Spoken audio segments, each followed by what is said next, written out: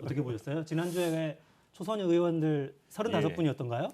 같이 예. 품격을 좀 높여달라 회견도 하셨어요. 예, 제가 이제 사실은 그 전주 일요일 날 너무 걱정이 돼가지고 우리 의원님들은 다 편지를 썼습니다. 저 중진 의원님들께 다 해서 그리고 페이스북에도 올리고 그랬는데 이제 여러 의원님들이 사실 공감하셔서 우선에 초선 의원들만 한 40분 가량, 그러니까 80% 이상, 근 80% 하시는 거죠. 그래서 이 정말 좀 우리가 같이 원팀으로 간다는 걸 생각해 달라. 어떻게 선수들끼리 너는 안 되라고 이야기를 하느냐. 선수가 심판 노릇하면 되겠느냐. 그래서 문제는 이제 경선이 끝나서 결과가 나오면 후보끼리는 승복하겠지만 서로 지지하는 사람들이 다 이유가 있는데 그 다친 마음을 어떻게 합칠 수가 있겠냐. 그래서 제발 좀 품격 있게 만일 이번에 그 우리가 정권 교체를 못하면 네 분 모두 재인된다는 생각으로 해달라 그랬는데 저는 그렇게 생각합니다. 여기서 아마 우리 그 지지자들, 당원들도 저한테 연락도 많이 하고 또 뭐 그 우리 지역뿐 아니라 전체적으로 보면 하시는 말씀들이 우리 뭐 페이스북 그룹이라든가 하면은 전부 이제 그런 것들 왜 우리 후보들끼리 저러느냐 이런 것들이 있어서 아마 그런 것들이 저는 이상한 것이 정치 오래 하신 분들은 그냥 자기 이야기만 하면 되는데 자기의 가치를 보여야 되는데 왜 남을 깎아내려서 반사이익을 보려고 하는지 그런 게 참 아쉽더라고요. 아쉬워서 근데 그렇게 지난번에 한 40분 가까이 되는 초선 의원들이 힘을 합쳤더니 상당히 좀 조심하는 기색이 역력합니다. 그런데 조금 전에 우리 전재순 말씀 들어보니까 여전히 윤 후보를 좀 무서워하는구나 민주당이. 이제 쟁점이 이제 이른바 저 일반 여론조사에서 그게 지금 다양한 정당의 지지자들이 다 참여하는 것인데 그걸 어떻게 해석해야 될 것이냐 논란 같은데 아마 그 문제가 오늘 당원 투표로 해결될 것 같습니다. 네. 그만큼 정권 교체에 대한 열망이 높은 것 같습니다. 이 당원들이 근데 지금 이런 거죠. 아니 지금 여론조사를 한다는데 그 여론조사를 어떻게 한 정당의 후보를 뽑느냐. 그게 보니까 이제 특정 그러니까 근데 민주당 지지자가 항상 이 여론조사는 300명 가량 됩니다. 1000명 샘플에. 그럼 국민의힘 지지자도 한 300명 되고요. 이게 정당 지지율 인구 분포에 할당이 있으니까. 그런데 민주당 지지자들이 아주 전략적으로 이 여론조사에 답을 하는 경향이 있습니다. 그러다 보니까 지금 당원들이 이제 이번에는 우리 당원들이 뽑자. 실제로 이 당을 지지하는 사람들이 후보를 뽑자는 결의가 그만큼 높은 것 같고 그게 특히 지난번에 9월 달에 많이 늘었습니다. 8, 9월 달에 많이 늘었는데 대장동 사건 터지면서 야 이거 정말 큰일 났구나. 이 정권 꼭 바꿔야겠구나. 그래서 지금 이게 일반 여론조사가 아니라 당원 투표를 통해서 후보를 뽑을 수 있는 기회를 주니까 정말 그렇게 해서 정권 교체할 후보가 누구인가를 이제 선택할 수 있기 때문에 그만큼 높아졌다 생각을 합니다. 그만큼 정권 교체에 대한 열망이 높고 또 이분은 우리 후보는 국민의힘 후보는 당원 투표로 결정해야겠다라는 결의가 그만큼 높아졌다고 보고 지금 우리 전재수 의원님 말씀하셨습니다만 정말 이제 이렇게 예측 불허의 상황이 되는 거죠. 저는 좋다고 봅니다. 왜냐하면은 그만큼 우리 당원의 저변이 확대되었고 과거에는 영남당이라 그랬는데 이번에 수도권하고 호남에도 일부 이제 좀 늘었습니다.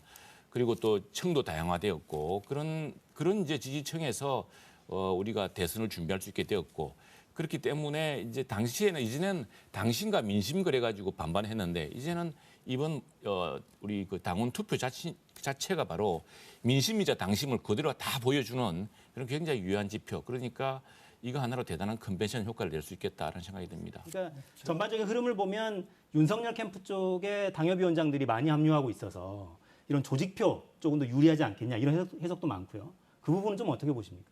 그걸 둘러싸고서는 또 뭐 홍준표 캠프는 홍준표 캠프들의 해석이 다르고 다 아전 인수인데 그런데 이제 제가 볼 때는 그게 특정 후보 기능을 유리하게 했다기보다는 정말 저도 추석 때 느꼈거든요. 추석 때 제 주변 사람들도 많이 가입을 했습니다. 그래서 가입했기 때문에 특히 이제 이게 9월 말까지고 아마 9월 말에 오면서 더 드러났을 텐데 그런 추세를 보자면은 단지 이게 이제 당협위원장이 많고 근데 이거는 있습니다. 내년에 지방선거 출마할 사람들이 이제 당원을 가입을 많이 시켜야 경선에 좀 유리할 수가 있으니까 그래서 그런 경향도 있는데 그 경향과 또 함께 이 정권 교체에 대한 강력한 열망이 당원으로 그래서 이게 일반 여론조사가 아니라 정말 당원 여론조사를 통해서 정말 우리 후보를 선택하자는 이런 열망이 높아졌기 때문에 그게 어찌 될지 모르겠는데 아무튼 이 결과에 대해서는 누구도 이제 이를 달기 어렵게 됐습니다. 네. 그 외에 공천을 무기로 당협위원장들을 압박한다 이런 논란이 좀 있었잖아요.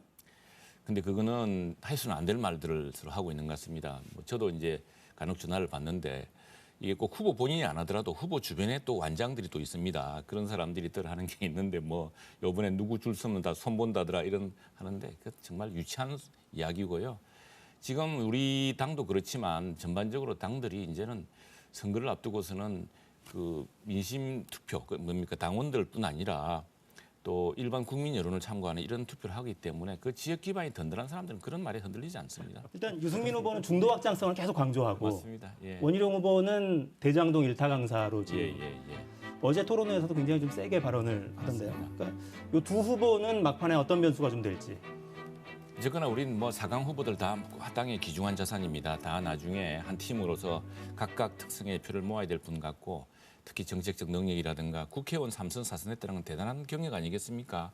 또 그 도지사를 2번씩 해본 경험도 대단한 것이고 그런 것들이 아마 나중에 다 큰 기여를 할 것이라고 봅니다. 문제는 이제 이긴 후보가 최종 승자된 후보가 다른 3명의 후보를 얼마나 흡수해낼 수 있느냐 이게 이제 큰 관건이 될 텐데 뭐 다들 굉장히 다만 아쉬운 것은 여러 후보들이 그런 본인의 실력을 보여주지 않고 이제 이게 저 후보만 앞서면은 우리 국민의 힘이 굉장히 지지율이 높아지고 있기 때문에 내가 누구가 되더라도 될 수 있다 생각했던 그런 과욕 탓에 상대 후보를 이제 좀 비방하는 데 많은 시간을 썼던 것들이 좀 안타까운 점이 있고요.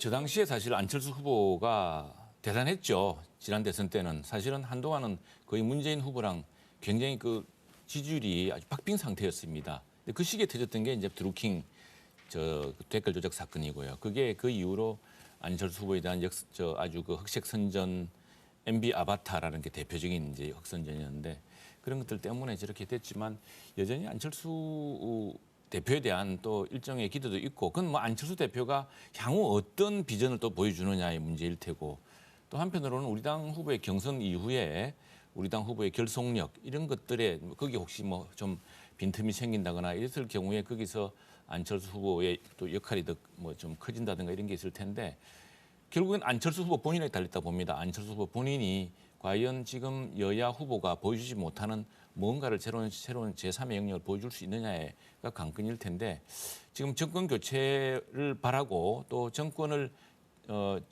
교체는 아니지만 정부를 바꾸자는 또 민주당의 또 강력한 정권을 연장하자는 민주당의 강렬한 지지 열망이 지금 부딪히고 있기 때문에 제3의 영역이 얼마나 작동할지는 모르겠습니다. 그러나 이번 대선은 또 공교롭게도 몇 군데의 그 국회의원 보궐선거가 동시에 치러지는 경향이 있습니다. 그래서 근데 종로 선거 같은 경우가 사실상 대통령 선거와 러닝메이트 비슷하게 되기 때문에 어떤 안철수 후보가 나중에 이제 어떻게 어느 당 특히 이제 만일 우리 당과 지난번 오세훈 시장 때처럼 단일화의 마지막 시도를 한다고 한다면은 그런 식의 새로운 협력 같은 것도 있을 수 있어서 굉장히 여러 가지 변수가 있겠죠. 생각을 합니다. 네. 지금 오늘 사실은 오후에 나온 문화일보 창간 30분 여론조사를 보면은 지금 투표할 후보를 정하지 못했다는 응답이 50.9%더라고요 보니까. 그러니까 지금 이 공간에서 저는 이제 사실 이번에 국민의힘 경선이 이제 끝이 아니고 시작입니다. 국민의힘 경선 결과가